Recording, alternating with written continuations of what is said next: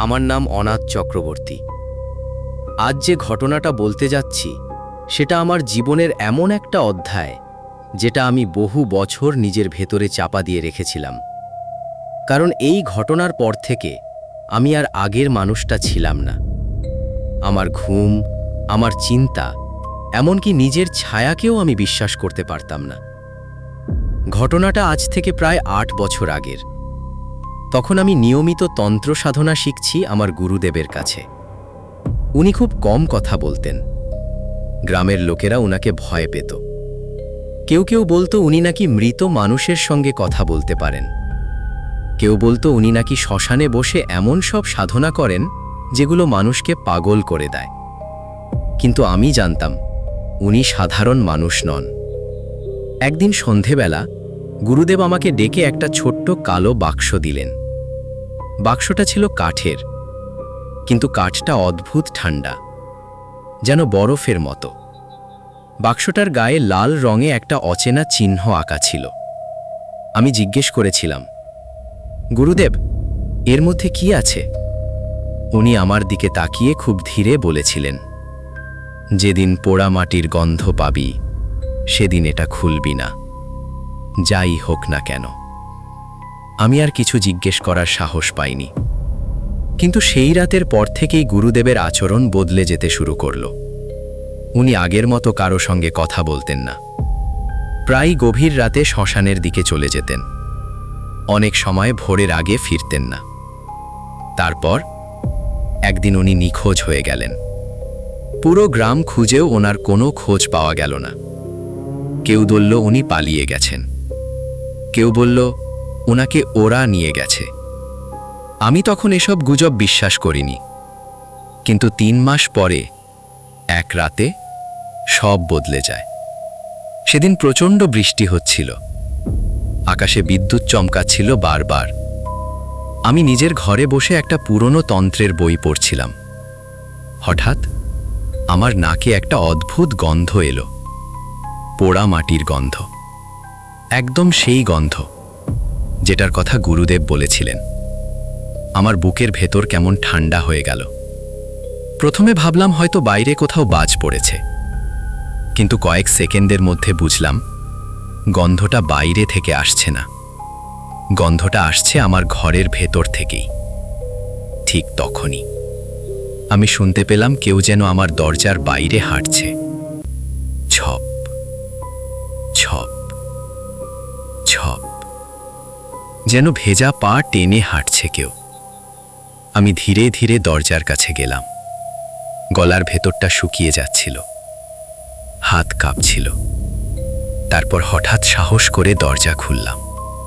বাইরে কেউ নেই, শুধু অন্ধকার আর বৃষ্টি। কিন্তু মাটির দিকে তাকাতেই আমার পুরো শরীর জমে গেল। দরজার সামনে কাদার ওপর একটা চিহ্ন আঁকা, ঠিক সেই একই চিহ্ন যেটা কালো বাক্সটার গায়ে ছিল। আমার মাথার ভেতর তখন শুধু একটা কথাই ঘুরছিল, গুরুদেব। আমি দরজা বন্ধ করতে যাচ্ছিলাম, ঠিক তখনই পিছন থেকে একটা শব্দ পেলাম, ঠক। আমি ধীরে ধীরে ঘুরে তাকালাম। ঘরের কোণে রাখা কালো বাক্সটা নিজে নিজে নড়ছে। প্রথমে খুব আস্তে, তারপর আরো জোরে। ঠক ঠক ঠক, যেন ভিতর থেকে কেউ বেরোতে চাইছে। আমার বুকের ধুকপুকানি এত জোরে হচ্ছিল যে মনে হচ্ছিল বাইরে থেকেও শোনা যাবে। আমি মন্ত্র পড়া শুরু করলাম, কিন্তু যত মন্ত্র পড়ছিলাম বাক্সটার শব্দ তত বাড়ছিল। হঠাৎ পুরো ঘরের আলো নিভে গেল। চারপাশ একদম অন্ধকার, শুধু জানলার বাইরে বিদ্যুতের আলো মাঝে মাঝে ঘরটাকে সাদা করে দিচ্ছিল। আর ঠিক তখনই আমি শুনলাম একটা গলা, খুব ধীরে, কর্কশ স্বরে, অনাথ। আমার শরীর ঠান্ডা হয়ে গেল, কারণ গলাটা আমি চিনতে পেরেছিলাম। ওটা আমার গুরুদেবের গলা। আমি কাঁপা গলায় বললাম, কে কে ওখানে? কোনো উত্তর এলো না। শুধু আবার সেই শব্দ, ঠক ঠক ঠক। তারপর বাক্সটার নিচ থেকে ধীরে ধীরে কালো রঙের জল বেরোতে শুরু করলো। জলটা মেঝেতে ছড়িয়ে পড়ছিল, আর সেই জলের মধ্যে আমি একটা জিনিস দেখতে পেলাম। একটা চোখ, জীবন্ত মানুষের চোখ। সেটা আমার দিকে তাকিয়েছিল, পলক না ফেলে। তারপর হঠাৎ বাইরে শ্মশানের দিক থেকে একসঙ্গে অনেক মানুষের কান্নার আওয়াজ ভেসে এলো। সেই আওয়াজ আজও আমি ভুলতে পারিনি।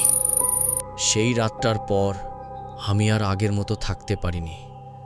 যে চোখটা কালো জলের মধ্যে ভাসছিল সেটা সত্যি ছিল নাকি আমার ভয় আমাকে ভুল দেখাচ্ছিল আমি বুঝতে পারছিলাম না। কিন্তু একটা জিনিস আমি নিশ্চিত জানতাম, ওই বাক্সটার ভেতরে কিছু একটা আছে, আর সেটা বাইরে আসতে চাইছে। সারা রাত আমি ঘুমোতে পারিনি।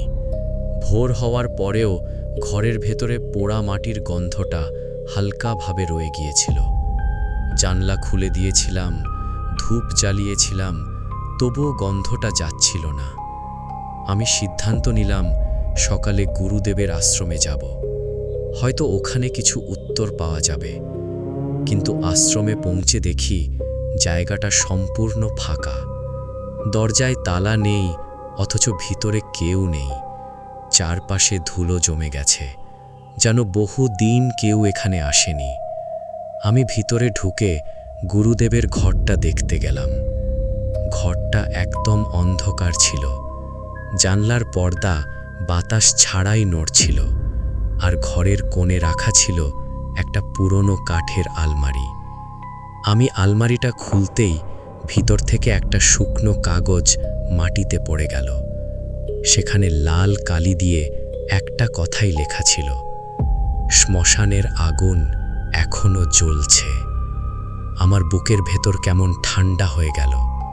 ঠিক তখনই আমি শুনলাম পিছনে কেউ দাঁড়িয়ে আছে। খুব ধীরে ঘুরে তাকালাম, কেউ নেই, কিন্তু মাটিতে ভেজা পায়ের ছাপ দেখা যাচ্ছে। একটা, দুটো, তিনটে, সোজা আমার দিকে আসছে। আমি দ্রুত মন্ত্র পড়া শুরু করলাম, কিন্তু হঠাৎ কানের কাছে ফিস ফিস করে একটা গলা বলল, ফিরে যা অনাথ।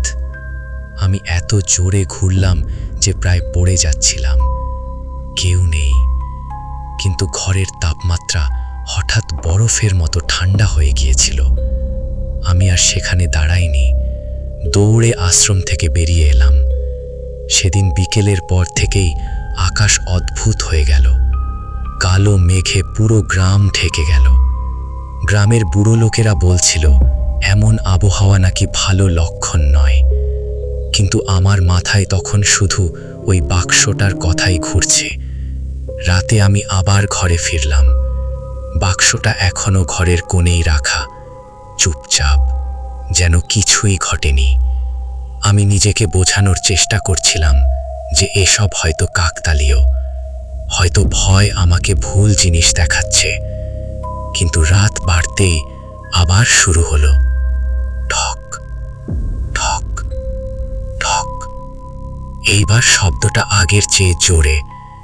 আমি ধীরে ধীরে বাক্সটার কাছে গেলাম, আর তখনই বুঝলাম এই শব্দটা শুধু বাইরে থেকে আসছে না, ভিতর থেকে কেউ নখ দিয়ে আঁচড় কাটছে।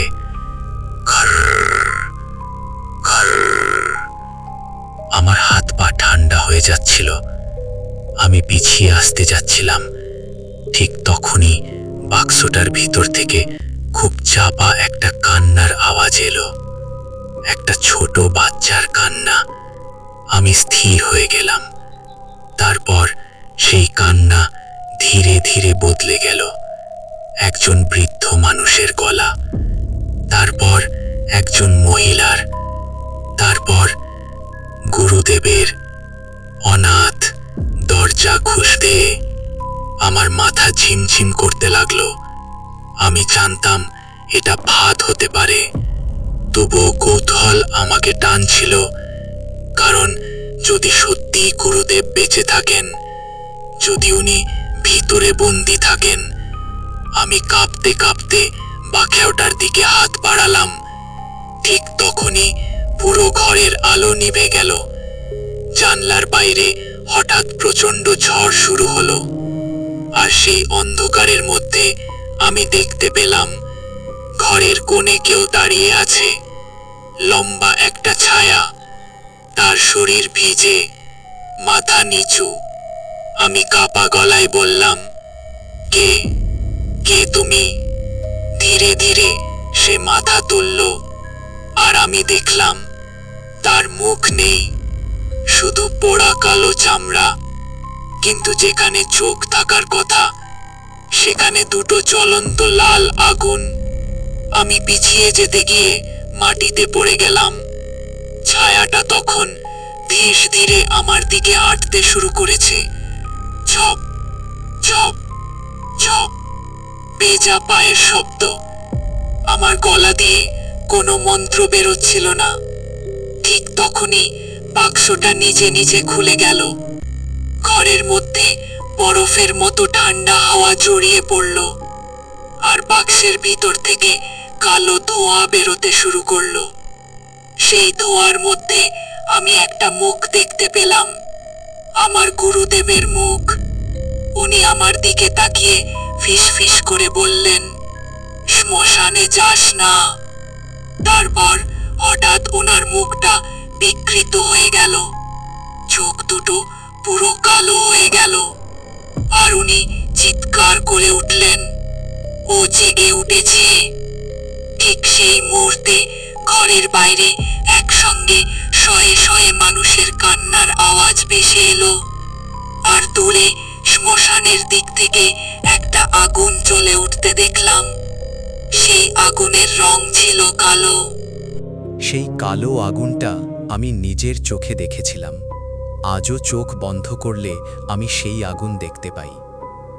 সাধারণ আগুন যেমন আলো দেয়, এটা তেমন ছিল না, বরং আগুনটার চারপাশ আরও অন্ধকার হয়ে যাচ্ছিল, যেন আলো নয়, অন্ধকারই জ্বলছে। আমি তখনও ঘরের জানলার সামনে দাঁড়িয়ে। দূরে শ্মশানের দিকের আকাশ লালচে হয়ে আছে, আর সেই আগুনের চারপাশে অনেকগুলো কালো ছায়া নড়ছে, মানুষের মতো, কিন্তু পুরো মানুষ নয়। আমার মাথার ভিতর তখন শুধু গুরুদেবের সেই কথাটাই ঘুরছিল, ও জেগে উঠেছে। কে জেগে উঠেছে? কেন এত ভয় পাচ্ছিলেন উনি? আর কেন আমায় শ্মশানে যেতে মানা করেছিলেন? আমি নিজেকে অনেকবার থামানোর চেষ্টা করেছিলাম, কিন্তু যতবার থামতে চেয়েছি ততবার মনে হয়েছে কেউ যেন আমায় ডাকছে, খুব দূর থেকে, খুব আস্তে, অনাথ। আমি বুঝতে পারছিলাম এই ডাকটা মানুষের নয়। তবুও আমি বেরিয়ে পড়লাম।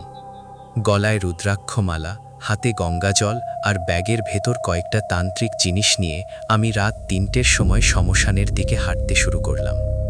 পুরো গ্রাম তখন ঘুমিয়ে, কোথাও কোনো মানুষের শব্দ নেই, শুধু দূরে কুকুর ডাকছে। কিন্তু একটা জিনিস আমি সঙ্গে সঙ্গে লক্ষ্য করলাম, গ্রামের কুকুরগুলো রাস্তার একটা নির্দিষ্ট জায়গার পরে আর আসছে না। শ্মশানের রাস্তাটার কাছাকাছি এসেই তারা থেমে যাচ্ছে। কেউ কেউ কাঁদছে, কেউ লেজ গুটিয়ে পালিয়ে যাচ্ছে, যেন ওরাও বুঝতে পারছে ওইদিকে কিছু একটা ভুল আছে। আমি যত এগোচ্ছিলাম বাতাস তত ঠান্ডা হয়ে যাচ্ছিল। তারপর হঠাৎ আমার নাকে পোড়া মাংসের গন্ধ এলো, এত তীব্র গন্ধ যে আমার বমি চলে আসছিল। আমি রুমাল দিয়ে নাক চাপলাম, কিন্তু গন্ধটা যেন বাতাসে নয়, সরাসরি মাথার ভিতরে ঢুকছিল। অবশেষে আমি শ্মশানের সামনে পৌঁছলাম, আর সেখানে পৌঁছে আমার পুরো শরীর জমে গেল। চারপাশে ঘন কুয়াশা, সেই কুয়াশার ভিতর দাঁড়িয়ে আছে অনেকগুলো মানুষ। প্রথমে মনে হলো গ্রামের লোকজন, কিন্তু পরের মুহূর্তেই বুঝলাম ওরা মানুষ নয়, কারণ ওদের মুখ নেই। যেখানে চোখ থাকার কথা সেখানে শুধু ফাঁকা কালো গর্ত, পোড়া চামড়া ঝুলছে। কারো ঠোঁট নেই, কারো নাক নেই, অথচ সবাই আমার দিকেই তাকিয়ে আছে। আমার হাত কাঁপতে শুরু করলো। আমি সঙ্গে সঙ্গে মন্ত্র পড়া শুরু করলাম, কিন্তু ঠিক তখনই সবগুলো মুখহীন মানুষ একসঙ্গে আমার দিকে ঘুরে দাঁড়ালো। তাদের নড়ার শব্দ পর্যন্ত হয়নি, যেন মুহূর্তের মধ্যে ঘুরে গেছে। আমার বুকের ভিতর ঠান্ডা একটা চাপ অনুভব করলাম। তারপর কুয়াশার ভিতর থেকে একজন ধীরে ধীরে সামনে এগিয়ে এলো। আমি তাকিয়ে জমে গেলাম। গুরুদেব, একদম গুরুদেবের মতো দেখতে, একই পোশাক, একই রুদ্রাক্ষমালা, কিন্তু ওনার মুখে একটা অস্বাভাবিক হাসি, যেন মানুষের হাসি নয়। ঠোঁট বেশি বড় হয়ে গেছে, দাঁতগুলো অদ্ভুত লম্বা লাগছে। উনি খুব শান্ত গলায় বললেন, এসেছি সবশেষে। আমি কাপা গলায় বললাম, গুরুদেব, আপনি কোথায় ছিলেন? উনি উত্তর দিলেন না, শুধু আমার চারপাশে ধীরে ধীরে হাঁটতে লাগলেন। তারপর থেমে বললেন, এখানে সব মন্ত্র উল্টো কাজ করে।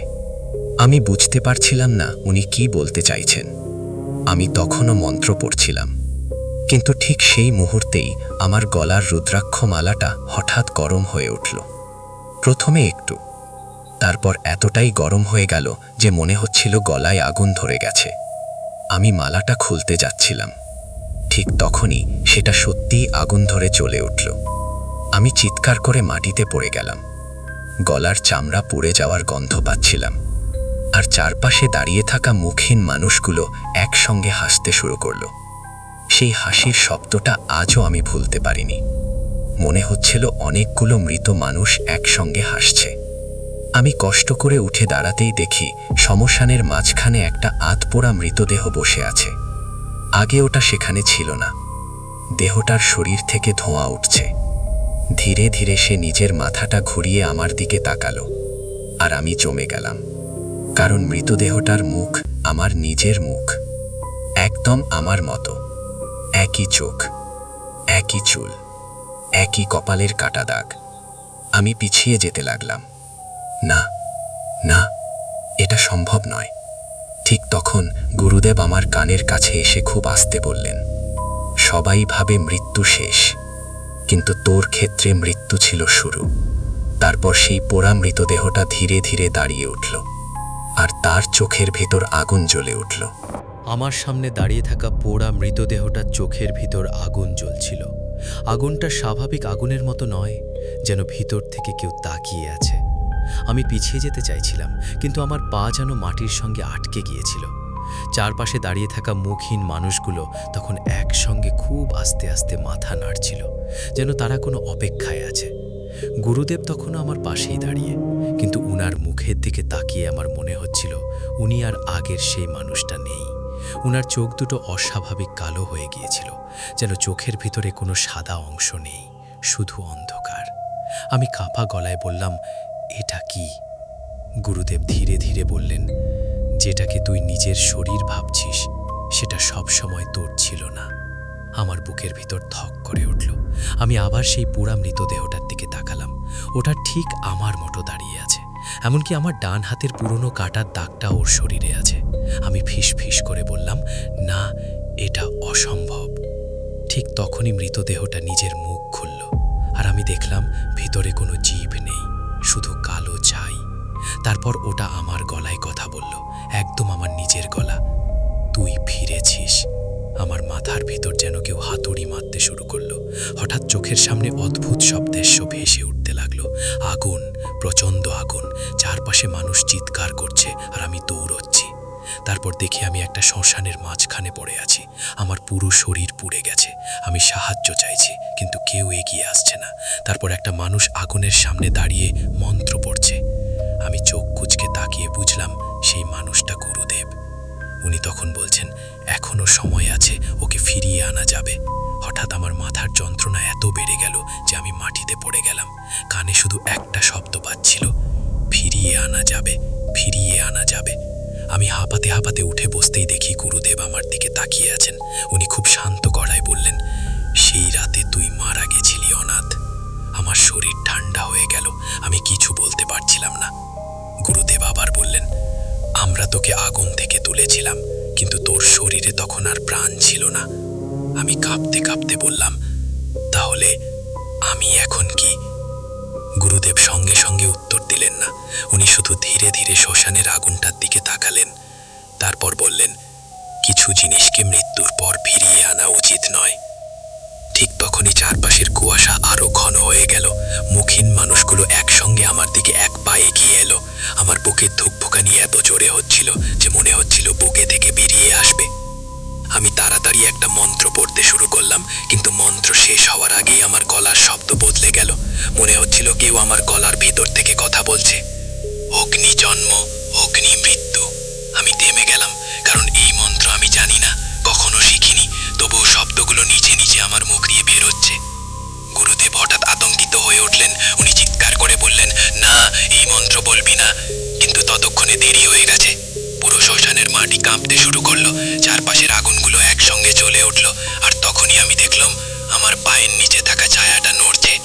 প্রথমে খুব আস্তে, তারপর ধীরে ধীরে সেটা মাটি থেকে আলাদা হয়ে দাঁড়িয়ে গেল। আমি আতঙ্কে পিছিয়ে গেলাম, কারণ ছায়াটা ঠিক আমার মতো দেখতে, কিন্তু তার চোখ দুটো পুরো কালো। সে ধীরে ধীরে হাসলো, তারপর আমার দিকেই তাকিয়ে বলল, এতদিন পর অবশেষে আমাকে মনে পড়ল। আমার সামনে দাঁড়িয়ে থাকা ছায়াটা তখনও হাসছিল। তার চোখ দুটো পুরো কালো, যেন চোখ নয়, দুটো গভীর গর্ত। আমি ধীরে ধীরে পিছিয়ে যাচ্ছিলাম, কিন্তু যতবার পিছোচ্ছি মনে হচ্ছিল শ্মশানের চারপাশ আরও ছোট হয়ে আসছে, যেন জায়গাটা আমাকে বেরোতে দিচ্ছে না। চারপাশে মুখহীন মানুষগুলো চুপচাপ দাঁড়িয়ে, কেউ নড়ছে না। শুধু তাদের পোড়া শরীর থেকে ধোঁয়া উঠছে, আর সেই ধোঁয়ার সঙ্গে মিশে আছে পোড়া মাংসের গন্ধ। আমার শ্বাস নিতে কষ্ট হচ্ছিল। আমি কাঁপা গলায় বললাম, তুই কে? ছায়াটা হাসল, তারপর একদম আমার নিজের গলায় বলল, আমি তুই। আমার বুকের ভেতর ধক করে উঠল। আমি সঙ্গে সঙ্গে মন্ত্র পড়তে শুরু করলাম, কিন্তু শব্দগুলো মুখ দিয়ে বেরোচ্ছিল না, যেন কেউ আমার গলা চেপে ধরে আছে। ঠিক তখনই চারপাশের আগুনগুলো একসঙ্গে জ্বলে উঠল, কালো আগুন। সেই আগুনের আলোয় আমি দেখতে পেলাম শ্মশানের মাঝখানে একটা বিশাল গোল চিহ্ন আঁকা লাল রঙে, আর সেই চিহ্নের মাঝখানে বসে আছে একটা মানুষ। প্রথমে আমি বুঝতে পারিনি ওটা মানুষ না অন্য কিছু, কারণ তার পুরো শরীর পোড়া, চামড়া ঝুলছে, লম্বা কালো চুল মাটিতে ছড়িয়ে, গলায় হাড়ের মালা। কিন্তু সে ধীরে ধীরে মাথা তুলতেই আমার শরীর ঠান্ডা হয়ে গেল। তার চোখ দুটো জ্বলছে, মানুষের চোখের মতো নয়, যেন আগুনের ভেতরে দুটো মুখ লুকিয়ে আছে। গুরুদেব হঠাৎ পিছিয়ে গেলেন। আমি প্রথমবার ওনার চোখে ভয় দেখলাম, সত্যিকারের ভয়। উনি খুব আস্তে বললেন, করাল নাথ। নামটা শুনেই আমার মাথার ভেতর একটা পুরনো স্মৃতি ঝলসে উঠল। ছোটবেলায় গ্রামের বুড়ো লোকেরা একজন তান্ত্রিকের গল্প বলতো, একজন অঘরী, যাকে গ্রামের মানুষ জীবন্ত পুড়িয়ে মেরেছিল, কারণ সে নাকি মৃত মানুষকে ফিরিয়ে আনত। তার নাম ছিল অঘরী করাল নাথ। আমি হাঁপাতে হাঁপাতে বললাম, ও তো মারা গেছে। গুরুদেব ধীরে ধীরে মাথা নাড়লেন, না, ওকে মারা যায়নি, শুধু আটকে রাখা হয়েছিল। ঠিক তখনই সেই পোড়া মানুষটা ধীরে ধীরে উঠে দাঁড়ালো। তার শরীর থেকে আগুনের মতো ধোঁয়া বেরোচ্ছিল। সে এক পা করে আমার দিকে হাঁটতে শুরু করলো। মাটিতে তার পা পড়ার সঙ্গে সঙ্গে চারপাশের ছাই উড়ে উঠছিল। আমি পিছিয়ে যেতে লাগলাম, কিন্তু হঠাৎ বুঝলাম আমার ছায়াটা আর আমার সঙ্গে নেই। নিচে তাকিয়ে দেখি মাটিতে আমার কোনো ছায়া নেই। তারপর কানের কাছে একটা ফিস ফিস শব্দ শুনলাম, ওটা এখন আমার। আমি ঘুরে তাকাতেই দেখি সেই কালো চোখওয়ালা ছায়াটা আমার ঠিক পিছনে দাঁড়িয়ে। সে ধীরে ধীরে আমার কাঁধে হাত রাখল। হাতটা বরফের মতো ঠান্ডা, আর সেই মুহূর্তেই আমার মাথার ভেতর হাজার হাজার মানুষের চিৎকার একসঙ্গে বাজতে শুরু করলো। আমি নিজের কান চেপে মাটিতে পড়ে গেলাম। চোখের সামনে অদ্ভুত সব দৃশ্য ভেসে উঠতে লাগলো, আগুন, অনেক মানুষ, আর একটা ছোট ছেলে কাঁদছে। তারপর দেখি সেই ছেলেটাকে একটা জ্বলন্ত চিতার সামনে নিয়ে যাওয়া হচ্ছে। আমি ভালো করে তাকিয়ে বুঝলাম সেই ছেলেটা আমি। আমার নিঃশ্বাস বন্ধ হয়ে আসছিল। আমি কাঁপতে কাঁপতে বললাম, না, এটা সত্যি না। ঠিক তখনই করাল নাথ আমার সামনে এসে দাঁড়ালো। সে নিচু হয়ে আমার কানের কাছে মুখ আনলো। তার মুখ থেকে পোড়া রক্তের গন্ধ আসছিল। তারপর সে খুব আস্তে বলল, তোর শরীরটা শুধু ধার নিয়েছিলাম অনাথ। আমার পুরো শরীর জমে গেল। সে আবার বলল, সেই রাতে তুই আগুনে মরে গেছিলি, তোর শরীর ফাঁকা ছিল, আর আমি ফিরে আসার জন্য একটা শরীর চাইছিলাম। আমি চিৎকার করে উঠে দাঁড়ালাম, চুপ চুপ কর। কিন্তু তখন আমার গলার শব্দ বদলে যেতে শুরু করেছে। মনে হচ্ছিল দুইজন মানুষ একসঙ্গে কথা বলছে। গুরুদেব আতঙ্কে পিছিয়ে যাচ্ছিলেন। উনি চিৎকার করে বললেন, ওকে আটকাতে হবে, না হলে ও পুরোপুরি ফিরে আসবে। ঠিক তখনই আমার হাত নিজে নিজে কাঁপতে শুরু করলো, আর আমার মুখ দিয়ে অজানা একটা মন্ত্র বেরোতে লাগলো। অগ্নি জন্ম, অগ্নি মৃত্যু, আত্মা দ্বার উন্মুক্ত। মন্ত্র শেষ হওয়ার সঙ্গে সঙ্গে পুরো শ্মশানের মাটি ফেটে গেল। চারপাশে দাঁড়িয়ে থাকা মুখহীন মানুষগুলো একসঙ্গে আমার দিকে হাঁটতে শুরু করলো। আর সেই মুহূর্তে আমি প্রথমবার দেখলাম আমার নিজের ছায়াটা ধীরে ধীরে হাসছে।